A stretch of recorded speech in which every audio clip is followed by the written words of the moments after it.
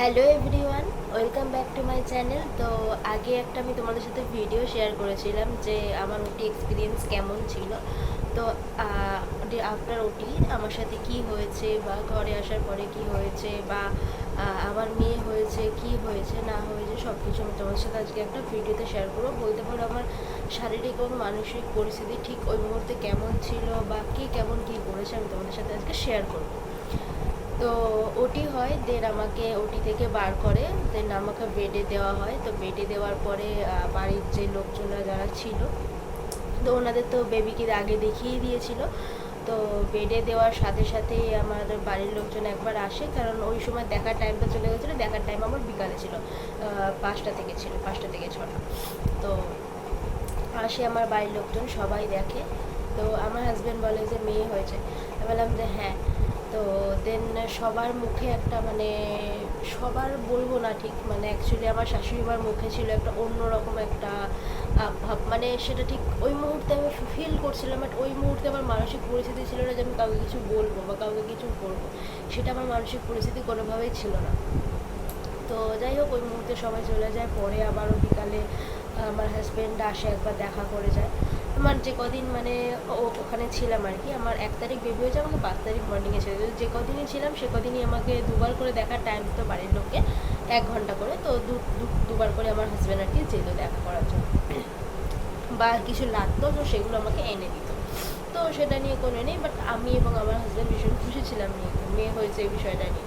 But যে 4-5 দিন আমি বাড়িতে ছিলাম না, সেই 4-5 দিনের মধ্যে আমার হাজব্যান্ডের মাথার মধ্যে, জানি না অ্যাকচুয়ালি আমি যেটা দেখিনি সেটা তো বলতে পারি না, কিন্তু কিছু জিনিস ফিল করা যায়, কিছু জিনিস বোঝা যায় যে কী করা হয়েছে, কী বলা হয়েছে। তো আমি হাজব্যান্ডের মুখ দেখতাম তো বুঝতে পারতাম যে হ্যাঁ, একটা মনের মধ্যে অন্য কিছু কাজ করছে। হ্যাঁ, ওই মুহূর্তে ডিসচার্জে একটা টেনশন অবশ্যই ছিল। এছাড়াও তার মাইন্ডের মধ্যে এমন কিছু একটা রেগুলারই বলা হচ্ছিলো বা রেগুলারই পুশ করা হচ্ছিলো, যেটা তার মাইন্ডটাকে সম্পূর্ণভাবে একটা চেঞ্জ করে দিচ্ছিলো। সেটা আমি বুঝতে পারছিলাম, যখন আমার সাথে দেখা করতে যেত আমি তার মুখ দেখেই বুঝতে পারতাম। তো আমি কিছু বলতে যাইনি সেই মুহূর্তে, কারণ সেই মুহূর্তে কী বলতাম, আমার কিছু বলার ছিল না আমার কাছে। দেন 5 তারিখ ডিসচার্জ হয় সকালে। সেদিন আমার শাশুড়ি মা আর আমার হাজব্যান্ড গিয়েছিলো আমাকে আনার জন্য। তো ওখান থেকে আসার পর হ্যাঁ আমি মানলাম, হ্যাঁ বাড়িতে আসার পরে নতুন বাচ্চা মা বাড়িতে আসার পরে রিচুয়ালস থাকে, এটা সবার থাকে, এটা যে কোনো কালচারে থাকে, এটা আমি মানলাম। তো বাড়িতে আসার পরে আমি বাড়িতে আসি, তখন প্রায় বাজে 9:30 10টা বাজে, প্রায় 10টা বাজে। তো আমি 10টা থেকে টানা প্রায় 11টা 11:30 পর্যন্ত রোদের মধ্যে দাঁড়িয়ে আছি, প্লাস আমার বাচ্চাটা। যে জিনিসগুলো করার ছিল আর কি, সেই জিনিসগুলো যদি আগে থেকে প্রিপেয়ার করে রাখা হতো, খুব কি ভুল হতো বা খুব কি কিছু ক্ষতি হয়ে যেত, আমার তো তা মনে হয় না। আমি আমি এবং আমার বেবি প্রায় ওখানে 1 থেকে 1.5 ঘন্টা বাড়ির বাইরে রোদের মধ্যে দাঁড়িয়ে আছি। ওনারা জোগাড় করছেন, দেন রিচুয়ালস হবে, দেন আমি এবং আমার বেবি আসবো। ওই মুহূর্তে আমার অলরেডি আমি দাঁড়িয়ে আছি প্রায় 1-1.5 ঘন্টা। সিজার হয়েছে জাস্ট 4-5 দিন হয়েছে। আমার পেটে মারাত্মক পেন করছে, বেবিটা খাওয়ার জন্য চিৎকার করছে, কিন্তু কিছু করার নেই, ওনাদেরকে আগে রিচুয়ালস করতে হবে। চলো, ওখান থেকে অ্যাকচুয়ালি আমার জিনিসগুলো শুরু হয় আর কি। হসপিটালে মুখ দেখতাম, বুঝতাম, তবে ওখান থেকে অ্যাকচুয়ালি জিনিসগুলো আস্তে আস্তে ফিল করি। দিন হয়, আমি যেদিন ফার্স্ট আসি সেদিন হসপিটাল থেকে আমি সেরকম কিছু খাইনি, ওখানে চা বিস্কুট খেয়েছিলাম, ব্যাস ডিসচার্জ হয়ে গেছে। তো বাড়িতে আসলাম। তো বাড়িতে আসার পর আমাকে খাবার ওখান থেকে মানা করে দিয়েছিল যে এখন সিজার হয়েছে, এখন কোনো রকম ভাজাভুজি, বাইরের খাবার বা তেল মশলা জাতীয় খাবার কোনো কিছু চলবে না। তো বাড়িতে সে ভাজাভুজি বানিয়ে রাখা হয়েছিল। পার্সোনালি আমি সেইভাবে পছন্দ করতাম না, প্রেগনেন্সি টাইমে খেতাম, কিন্তু সেইভাবে আমি পার্সোনালি ভাজাভুজি জিনিসটা পছন্দ করি না।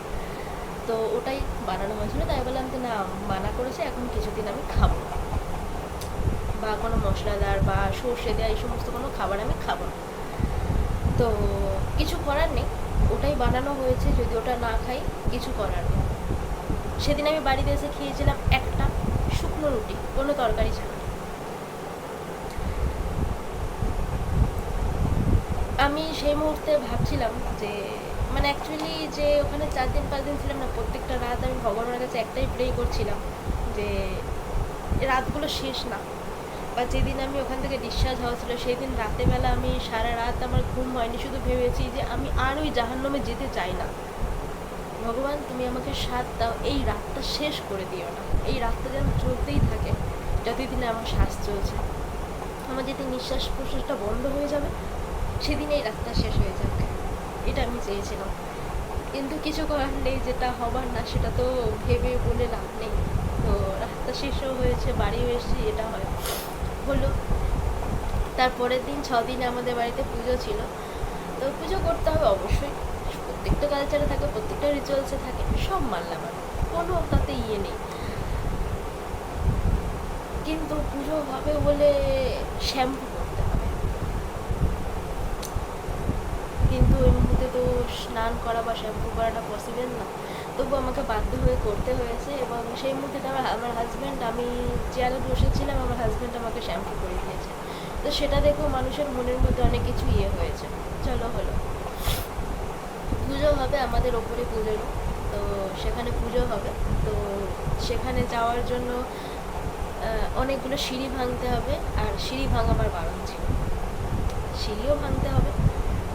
কোনোভাবে আমি সেটা করতে পারতাম না, মানে সম্ভব না, যেটা আমি চাইলেও করতে পারবো না। আমি একটা পা মানে সামান্য একটা একটা যে পা বাড়ছি না, তো তাতেই পেন হচ্ছে, তো আমি কীভাবে সিঁড়ি ভেঙে উঠবো। চলো হলো, সেই মুহূর্তে সিঁড়ি ভাঙতে হলো না। আমার হাজব্যান্ড এবং আমার মা ওই জায়গায় দাঁড়িয়েছিল স্বয়ং ভগবান রূপে। আমি জানি না ভগবান আমি দেখিনি, কিন্তু ভগবানকে আমি ফিল করেছি, সেটা আমি তোমাদের অন্য কোনো ভিডিওতে নিশ্চয়ই শেয়ার করবো।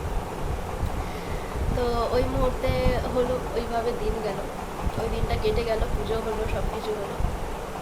দেন আমি এবং আমার বেবি, ওই মুহূর্তে আমার শরীরে প্রচণ্ড রেস্টের প্রয়োজন ছিল, সঠিক খাওয়া দাওয়ার প্রয়োজন ছিল, ব্রেস্ট ফিডিংয়ের জন্য সব কিছু প্রয়োজন ছিল। কিন্তু সঠিক খাওয়া দাওয়া তো বহু দূর, সামান্য আমি যদি রেস্টও নিতাম, যেহেতু বেবি ছোট, যখন ও ঘুমিয়ে আছে আমাকে ওই মুহূর্তে ঘুমাতে হবে, অন্য কোনো মুহূর্তে চাইলে নিজের ইচ্ছা মতো ঘুমাতে পারবো না।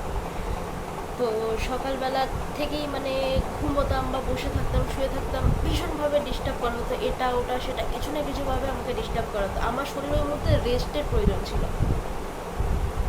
কিন্তু এটা কেউ বোঝেনি, বা আমার হাজব্যান্ড যেগুলো বুঝতে চাইছে যে আমার কিছু প্রবলেম হচ্ছে বা কিছু হচ্ছে, তাকে বারবার বিভ্রান্ত করা হচ্ছে, আমাদের মধ্যে ঝগড়া ঝামেলা সৃষ্টি করে দেওয়া হচ্ছে, বিভিন্ন রকম করা হচ্ছে।